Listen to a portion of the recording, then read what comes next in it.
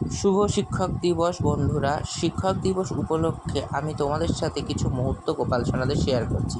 আমার জীবনে সকল শিক্ষক হলো আমার ভগবান, ইষ্ট দেবতা এবং আমার বাবা মা।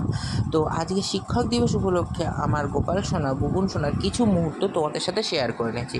ফার্স্টেই দেখলে গোপাল সোনাকে আমি জামা পরিয়ে নিলাম, তারপরে ফুল তুলসী পাতা দিয়ে তাকে প্রণাম জানালাম, তারপরে তাকে ফুল দিয়ে সাজালাম। সেখানে দেখতে পাচ্ছ 6টা পাপড়ি বিশিষ্ট একটা সাদা টগর ফুল।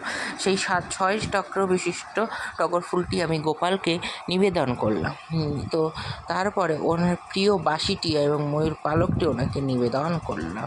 তো চলো, এরপরে ভোগে আমি ওকে দিয়েছিলাম 3 রকমের মিষ্টি এবং নকুলদানাটাও মিষ্টির মধ্যেই পড়ে। তো এখানে কালো জাম, হলুদ জাম তারপরে গোপাল সোনাদের দেখে নাও, এবার ওদের ভোগ দিলাম, নিবেদন করলাম।